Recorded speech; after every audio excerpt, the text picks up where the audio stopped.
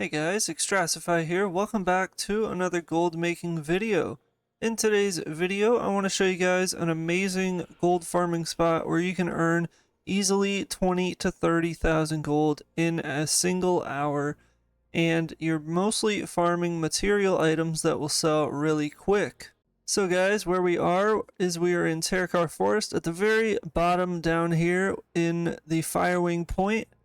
And we are farming reputation items. Now, we are mainly after the Shadow Dust and the Time Lost Scrolls. Now, when starting this farm, make sure to go ahead and go around killing some of these Skedis guys. As you'll see, they can drop a Shadow Dust. Now, what the Shadow Dust is used for is for getting a elixir. Now this elixir will cost 6 shadow dust, and going ahead and going over to the vendor, the guy we want to talk to is Severin. Now we're right at the top here. Basically he has a repeatable quest where if we turn in 6 shadow dust, we get an Elixir of Shadows. Now what this elixir will do is it will allow us to see additional mobs, aka time lost Skedis mobs. So if we go ahead and drink this, boom, as you can see, more mobs are spawning, namely the time lost Skedis Reavers. Now these mobs are the only ones that can drop the time lost scrolls, and the regular Skedis, so like these mobs here, this mob is the only mob that can drop the Shadow Dust. Now both of these are expensive. The Shadow Dust goes for about 70 to 75 gold each, and the Time Lost Scrolls go for about 35 to 40 gold each. Now obviously these are both materials, so they will sell really quick on the auction house. On top of this, the drop chance itself for these items is relatively high. The Skedis mobs drop the Shadow Dust a bit more frequently than the Time Lost mobs drop the Time Lost Scrolls, but overall it's very well worth to turn in 6 Shadow Dust for the potion, as you make a lot of gold in the Time Lost Scrolls. So to show you guys my results, I did an hour's worth of farming, aka I farmed up 18 Shadow Dust, went back to Severin, I turned in the 18 Shadow Dust for 3 of the potions, and those potions, like I said, last for 20 minutes each. So I used 3 potions to cover an hour's worth of farms, and I'm going to show you guys the results in just a moment. Now I have to say I was obviously blown away with the results. I did not expect it to be this good. I thought it'd be about maybe 15, maybe 20k an hour, but boy, I was very shocked. On top of the fact that you have a chance for rare TBC world drops like the patterns and rare epic items as well, and some decent transmog nonetheless. So with that all being said, let's go ahead and jump into all of the loot that I got from an hour farming in Terracar Forest. I just quickly want to remind you guys that if you enjoy my content in my channel, just double check that you are subscribed, as it really helps the channel grow. Go ahead and like this video and check out some of my other gold making content. You guys are amazing, and I always appreciate the support you guys always give me. Thank you, thank you. So guys, in an hour's worth of farming, we got some amazing loot. Let's go ahead and jump into the bags now. Now I went ahead and obviously vendored all the junk and things like that, but here we are left with a great deal of items. Always make sure, if you're farming open world in TBC, make sure to bring a miner, as you always have the chance for corium ore, which is a very expensive and rare ore, going for about 500 gold each ore. So always bring a miner when farming out here, so that's why I'm not on the Worgen Druid today, I'm on the Night Elf Druid. But aside from that, let's go ahead and just quickly go over some of the transmog pieces. Now these are nothing too noteworthy. These are a decent one, about a few hundred gold, but as you can see, a bunch of these are a couple hundred gold a piece. Those are some nice gloves, but overall nothing crazy here. We did get one world drop. Unfortunately, it was a Darkmoon Fair card. These are not really worth much, and only a couple hundred gold there, the 4 of Lunacy. We got 2 noteworthy items. We got the Volg Blade of the Aurora.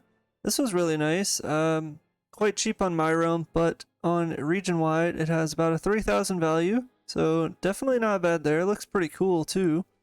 And then we got this really nice one, the Hateful Bludgeon of the Fire Flash. About 700 gold on my realm, but it has a region value of between 5 and 6,000 gold with a pretty nice sale average as well. Obviously, it helps with it being a unique appearance. So I'll quickly go over the ore. Nothing crazy here. We unfortunately did not get any corium veins.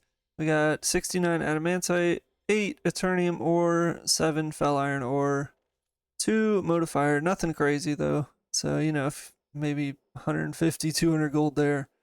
But what we are mainly here for, the Shadow Dust and the Time Lost Scrolls. The Shadow Dust currently at 71.5 gold on my realm. Well, I guess region-wide, I should say. That's amazing, man. So in total, we got 195 of these. So a stack, they only stack to 100. That's why they're separate. So 7150 there, and then about 6800 there as well. So very, very nice, obviously. And then the Time Lost Scrolls, we got 266 of these, going for 35 gold each min buyout. Region value historically is about 46 to 53 gold each. Absolutely insane, guys. So we have the 250 there for 8750 with that stack, and then this extra stack here being 560 there. Oh, I have a visitor. This guy is currently working on his reputation and taking advantage of the repair and vendor here. Hope you enjoy. So guys, let's go ahead and hover over my bag appraiser add-on and we'll check out the gold value of everything in my bags. 27,000. Very, very nice. 27,436 gold. Now the Shadow Dust, 195 of them for almost 14,000 gold alone. The Time Lost Scrolls obviously being the second most expensive, with it being at about 9,300 gold for 266 of those. So overall, guys, this was easily one of the best open world farms I have done and highlighted thus far on my channel. Very, very happy with this farm. I honestly haven't done this too much. I've seen it online and wanted to give this a try and give honest thoughts because I didn't think it would be nearly as crazy as I have found out it is. So with that being said, guys, let's go over some of the reputation items and what you can expect from getting the Shatari Skyguard reputation from killing these guys. Now, when you go around farming these mobs, you'll notice that you get 15 reputation with the Shatari Skyguard, and that goes all the way to Exalted, so you can just grind out the reputation by killing the mobs alone, but these items will drastically increase the reputation speed if you do some of these turn-ins. So here we are, obviously back at the Illyrian Stronghold. That is the potion turn-in guy, and we'll come on over to this orc here, Grella.